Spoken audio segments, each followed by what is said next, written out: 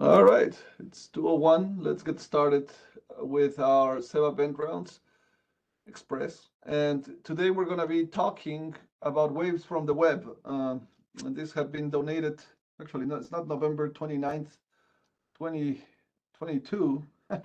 It's, what day is today? December 13th. There we go. We want to be updated here. Okay, so we discussed particulars of ventilator modes. There's no endorsement of any particular mode, manufacturer, or company. Whatever we say, it's our opinion. It does not represent the Cleveland Clinic. These are our disclosures in terms of conflicts of interest. These are recorded sessions, so keep your microphone muted, please. We may call upon members of the audience to comment. And if you want to comment, just use the chat on WebEx, or unmute yourself when you want have a question or comment. We're happy to answer and interact.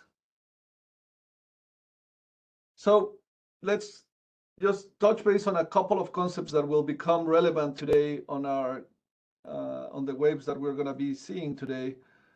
The first one is the definition of what's a mandatory versus a spontaneous breath. And although this may seem like an obvious statement, it is not when you're reading the literature and how people communicate about mechanical ventilation. And Rob has done a lot of work on helping define these words. So Rob, do you want to talk to us about why spontaneous breaths and mandatory breaths and the definition, please? You're muted, my friend. These are important definitions because they're at the heart of the mode taxonomy. For example, how do you distinguish between assist control and IMV, for example?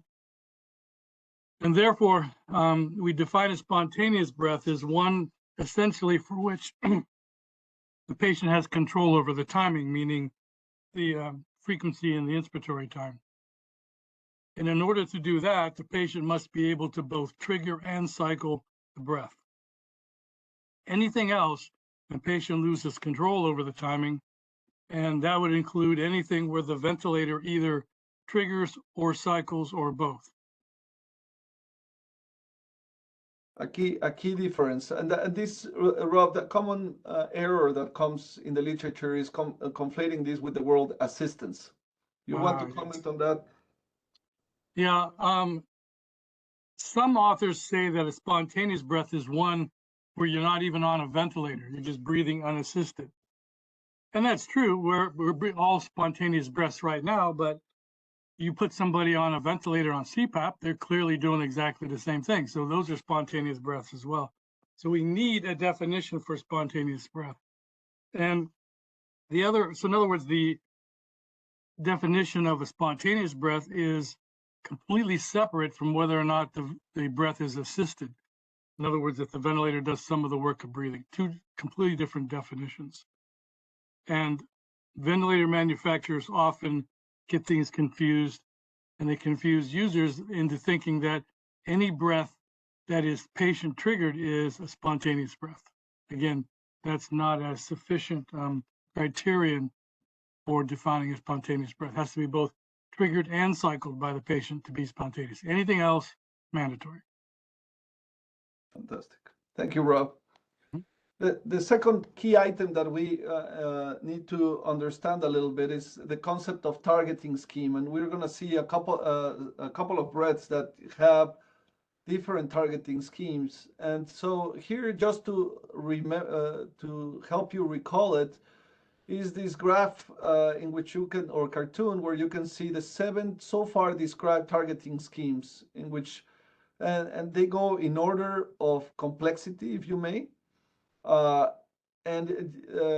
we usually don't describe them like this, I think that this helps me understand how much the targeting scheme does. And essentially, the targeting scheme is the way that you program the machine, the ventilator, to interact to the patient.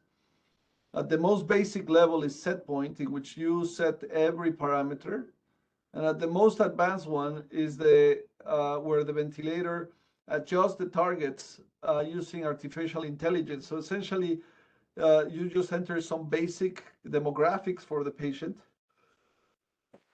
And then after that, the patient is left with the ventilator doing most of the adjustments. And in between, there's all these other types of targeting schemes, including what we call adaptive, which essentially the ventilator will adjust one of the variables to meet the target. And the most common presentation of adaptive is where they adjust the inspiratory pressure to meet the tidal volume target.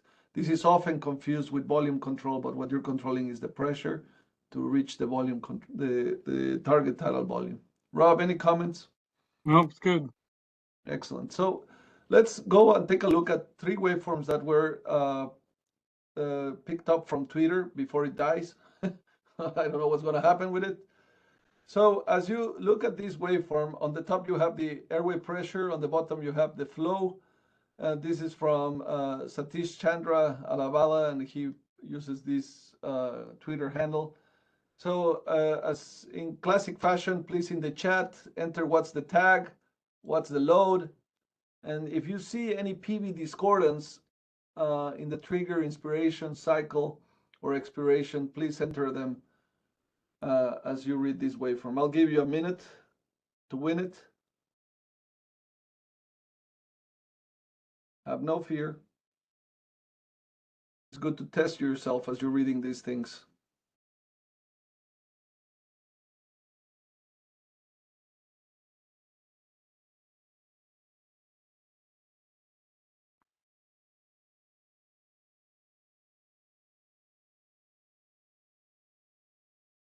This is one of the good things of Twitter, that they put these waveforms, and they're full of information. I mean, just as when you walk around the unit, but it's interesting to see how everybody comments on them. And so it's good to then bring them over and analyze them with care. Something that you cannot put in 180 characters.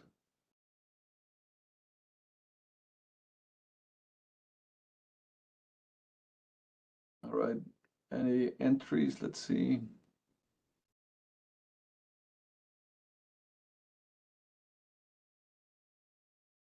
Alrighty. So let's read this out as the entries continue to come in. What's the tag? And this becomes, you have to take a look at the waveforms, and immediately the first thing that we always go and look at the flow to see if it has a geometric pattern. Actually, this is a tough one because you may read it and it looks essentially if it was a descending ramp in each one of them with an endpoint here. So it could be read, I mean, just by looking at it, it could be a volume control, but the pressure waveform is pretty straight, darn straight during the inspiratory portion. So I'm more inclined to think that this is pressure control than volume control, just based on the pressure waveform and how nice it looks. But there's very minimal variation between the flow waveform per se. In terms of the breath sequence, what we have is the breath is triggered by the machine, and you know that because in this ventilator, this is a Hamilton ventilator, you can see the triangle here that points that the patient is triggering. And there's other clues that tell you that, for example, the pressure is dropping below baseline as the patient is taking the breath. And so it's patient triggered. And then it seems to, the eye time seems to be exactly the same size. And the expiration on this patient comes at the same flow or same time, which could be flow termination, because the eye time is the same. This is a tricky one, but I'm gonna think, I think that this is most likely CMB, just on the way that it looks. There's no marker that tells you that this is a inspiratory time. All the breaths are identical. And finally, the targeting scheme, because all the pressure seems to be about the same, I'm gonna leave it as S. Rob, what do you think? It's a tricky one. You're right. These two waveforms don't go together mathematically. So there's something screwy going on with the waveform displays. However, if you look at the pressure waveform, you see oscillations, right? Yeah. And to me, that's an indication of control noise in a control theory and a control feedback loop. So that would indicate to me that that's probably pressure control. And why you don't get an exponential decay in flow, it's not clear by looking at this. Well, there were some hints that may make us. So if we look at the expiratory, at the what is the load during inspiration, I mean, you don't see the exponential decay. You see actually a flat line instead of. I mean, what we would expect if this was a passive model, it would be something that would decay along that way. And instead of that, you see this very straight, beautiful line that looks like if it was being controlled. But then during expiration, when the flow ends, and this is what makes me think that there was PMOS here, instead of having a peak expiratory flow and then the decay, there is this blunting of the expiratory flow, which suggests to me that there is the presence of PMOS during inspiration, and PMOS and the machine cycled early, and that's why you don't have that peak. What do you think about that, Rob? Agree. Yeah, that's got to be the explanation.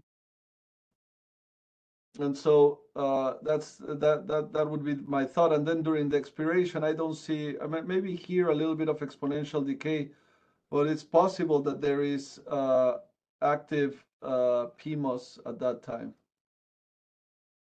That would be my thought process. And then in terms of the trigger, this is what caught my attention when I saw that waveform.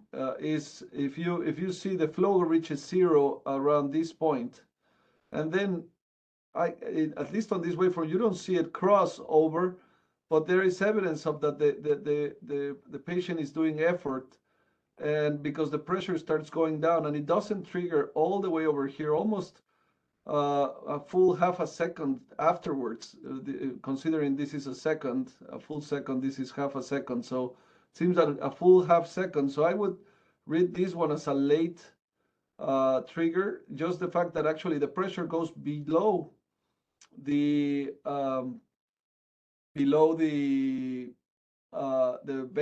I mean, actually, even below the baseline, it's below zero, if you notice there. So I suspect that this is a pressure trigger that was set, and so the valve doesn't let the flow to go up so that the pressure can drop until it makes it negative enough to generate this. The interesting thing is how low did they set this, because it seems to be at 5, so this must have set to a minus whatever number you want at that point, right? It looks pretty negative. Yeah, the sensitivity is definitely not set appropriately. And then the during inspiration, I think there's work shifting that, as we commented there, it's pretty regular or tonic on this patient. I mean, there's no much variation. The cycle, I would read it as early as Ariel read that too, and I would read there that there's expiratory work on this patient. So just by looking at this, the immediate actions that you would consider is revising the threshold for the pressure trigger to see what's occurring there, because this patient essentially is having PMOS, if this is true, from this point all the way to here, inspiratory effort. So it's a pretty prolonged inspiratory effort on this patient. Thoughts?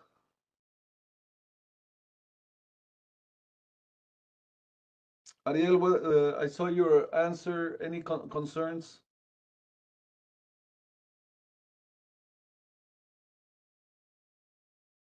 Everything's okay on my side. On your side. All right. Questions from the team following this? So final diagnosis is a late cycle, late trigger, and an early cycle. So that makes us think that this is definitely CMB set point, and probably putting them on pressure support with a flow trigger may tell you the reality of what this patient is trying to do rather than fighting against the vent. Very good. Excellent. So thank you, Dr. Satish Chandra, for putting this on Twitter. Pretty cool. All right. Here comes another one. This is from Ben Posters, and this one is a little bit trickier. So I would ask you to pay attention to the waveforms. I'm going to give you a couple of minutes to think through this. Just for your highlight, this ventilator changes the color when there is patient activity. And so this reddish or orangey color is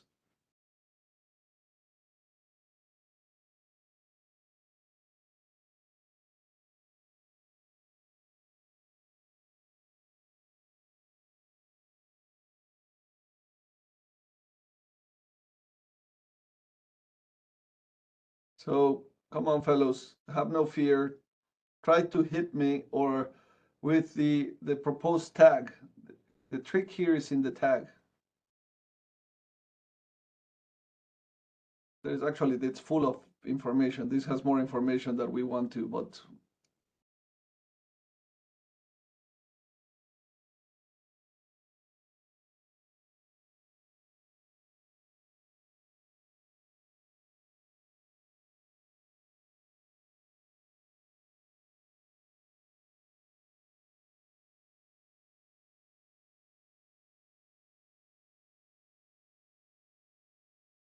all right. So from the fellow room, the first identification is that there is this is pressure control, and there's very good keys here to see that this is pressure control.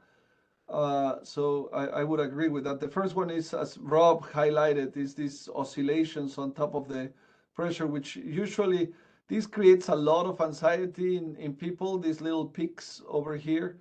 This is all pressurization artifact, and it really doesn't matter. We should stop worrying about them.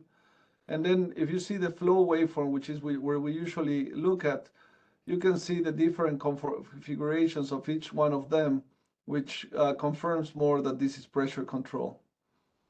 In terms of the breath sequence, you have two types of breath sequences here. And it's probably hard to tell which one, if this is, what's the breath sequence, but let's just take a stab at it. The first one is you see this breath over here, which is patient triggered. And then I'm not entirely sure if it's patient cycled, because the flow continues and then it cycles off at a given flow. And it's hard to tell if there is, but there is no evidence of PMOS afterwards, which tells me that it cycled and it cycled appropriately, or it was passively inflating this patient after it triggered the breath. And so the cycle could have been flow or pressure, or time, sorry. So let's look at the other ones, and you see two breaths. This is mandatory because we don't see any marker. Over here you can even see the pressure dropped. Over here you don't see the pressure dropped. And again, the flow now stops at a certain point and ends the breath, but it was triggered by the machine. So there's no algorithm right now that I know of that it's machine trigger and then patient cycle. So this is most likely mandatory, as well as these two over here, which makes me think that this is the inspiratory time. And it was interesting to see this breath over here that was patient triggered, because the eye time looks pretty darn close to this one, but in the sake that this one has a higher pressure than the rest of the other three breaths, which makes me think that this is most likely an IMB sequence. And we actually, one of the things that I wanted to do is we can use the bend mode app in a second to try to figure out which one of all the modes they are using here. This is from another country. You can see this is airway pressure, this is flow, Akish, and this is volume, Hasim. And so I think that IMB is the best. I thought that the mandatory sequence is probably adaptive, and the rationale for that is the difference in height on the pressures. If you see the difference in height from this mandatory breath to this mandatory breath to this mandatory breath, you can see that there is a difference in sorry, I'm so there, in the amount of pressure being provided by the ventilator. And so that's what I I thought that this is most likely an adaptive targeting scheme in which the mandatory breath uses adaptive. Now, some ventilators use adaptive targeting, one scheme for one set of pressures for the mandatory breaths, and then if they notice spontaneous breaths and they are also adaptive, they may use the algorithm is, and this we see it on other ventilators, that the mandatory breaths are going to be getting certain pressure, and then when they detect that the patient starts breathing, they start the algorithm again, or they have a different algorithm and they use a different set pressure for those breaths. So you get these two different pressure heights. Rob, thoughts? So I don't know the Yeah. algorithm for the spontaneous, but that's what I could think of. Yeah, some ventilators use adaptive for the mandatory breath and set point for the spontaneous breath. Some use adaptive for both. You mentioned earlier that you didn't know of a mode or a ventilator that has a machine triggered but patient cycle breath. There is one that I know of. There's a flow cycle feature on the Avia ventilator by Vyaire. It's a rare thing, but that can be done. Yeah, it's kind of odd. Yeah. So I was looking at the type of mode that we could potentially have on this. This is a GE ventilator, just by the way that it looks. And so the tag for this type, so actually I think we got it like the donkey that played the flute. The one that fits this would be SIMB PRVC, which is a PCIMB adaptive and with set point, and it's a type 1. Yep, and I think what you're seeing is that the pressure support level is relatively high compared to what the mandatory breaths think the patient needs. Exactly. All right, so that's the important, and I did that by just looking at the vent mode app, and so I went around and I put it in, and this one came out. So what is the load? The load, it's actually pretty cool.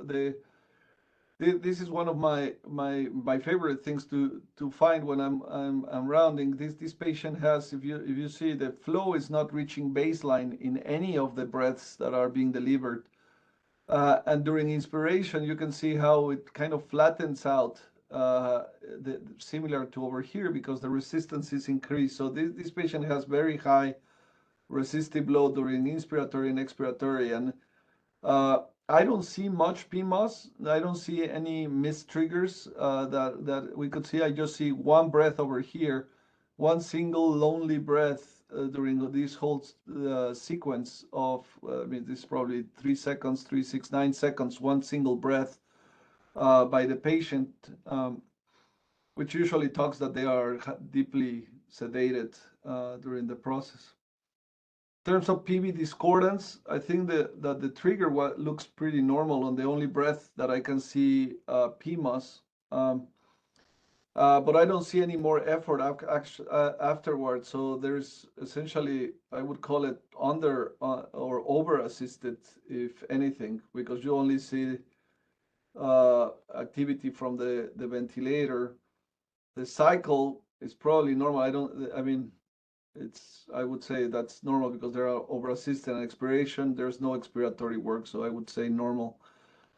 So thoughts, so we're calling this probably a little bit of over assistance because there's no evidence of PMOS, and if the intention was to have any PMOS, it's gone. Now, some people will ask about these oscillations over here, and we can talk about those. But before we go to those, any questions with the PV discordance, Rob?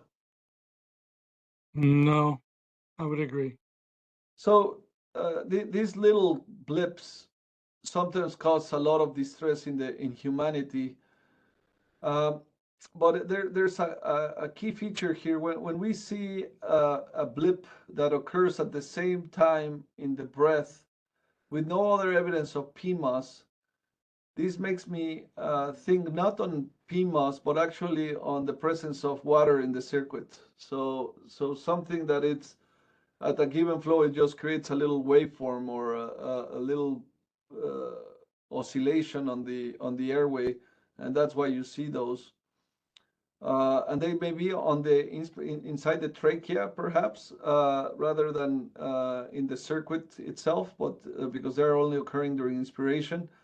You have this one over here, in which there are actually a good amount of oscillations on the airway, but the graphs usually on the GE are super sensitive, and you see a lot of repercussion, but it doesn't necessarily seem as PMOS. This may be so big that it may make me think that if there is some PMOS, a hiccup somebody thought about on the web. And that may be it, but it looks, these things very suspicious to me for secretions versus potentially a hiccup. Rob? I was thinking hiccup too. It's big enough that it looks like it's some kind of a twitch of the diaphragm, not a breathing effort. It's some weird thing. It's not a cough because it's going in the wrong direction. Right. And it deformed enough that it actually created some volume changes here. So I would also highlight this is a patient that got their spontaneous breath, and you see how large it is. And the patient starts exhaling, and it's exhaling actually more volume that the patient had in. So because the time between exhalation was and the next inspiration was prolonged enough, it allowed the patient to remove with the high resistive load. And so, and this is the mandatory rate that has been set there for this IMB. So under these circumstances, I would, in a patient with such a high resistive load, you may want to decrease the rate on this group of patients to allow more emptying on them. Just some thoughts. So great slide image from Vent Busters. Any other comments, Rob or team? No. Very good. And then we have the last graph. Well, it's 228. Should we do one more or go for the live VentRounds? Rob, what do you think? Live VentRounds? Yeah. Well, I'll read this one really fast for all of you, so you get an idea, because this was also on the web. So in terms of the tag, if you look at it, you see two types of breath, and actually this is a good way how good images helps us understand where the activity is. So again, the orange color tells us that the patient activity is going on, and actually they continue to color all the way to the cycle to tell you that that's a patient cycled breath. And this is a patient trigger breath, but cycled by the machine. So you see two types of breaths here. So this is pressure control, and it's an IMB. And there's two types of breaths occurring at the same time, which is most likely then a type 1. And the pressure continues to be at about the same. So that makes me think that this is probably SS, so pressure control IMB. The mandatory breaths remain while the patient spontaneous breaths are occurring, and this spontaneous. The load, I see a lot of PMOS during inspiration. So during inspiration, I only see PMOS, so I cannot read the load. During expiration, perhaps, I don't know, there seems to be some activity, but I cannot completely say. But if anything, I would say that it's elastic plus PMOS. In terms of the trigger, every single breath is beautifully triggered, and it triggers pretty fast through it. So I would say this is normal. During inspiration, there's a fair amount of work shifting. You can see how this is curved outwards, which tells you that there's a lot of inspiratory flow.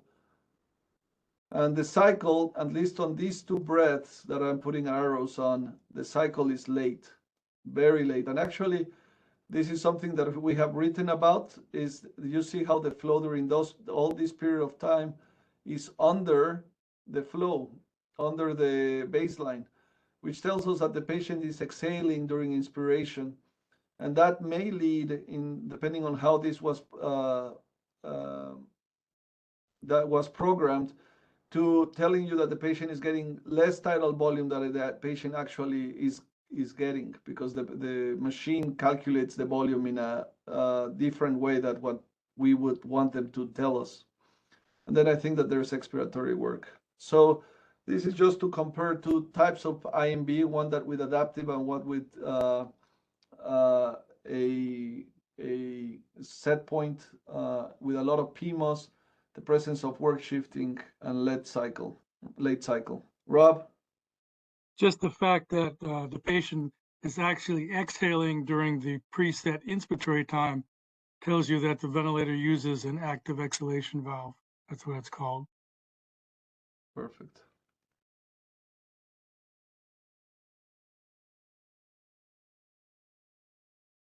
And actually, you can see here how the volume went up, and it stays kind of up because the valve is closed, but it's still, the patient is exhaling during that time, and then it allows the patient to exhale. And you can see now there this difference between the next breath of air that didn't come out because of those mandatory breaths. So there's some degree of breath stacking or air trapping occurring throughout this. Very good. So with that, we finish. I'll meet you guys on G62 to see some of our patients. Thank you to all of you that logged in and joined us to discuss this. Enjoy the game.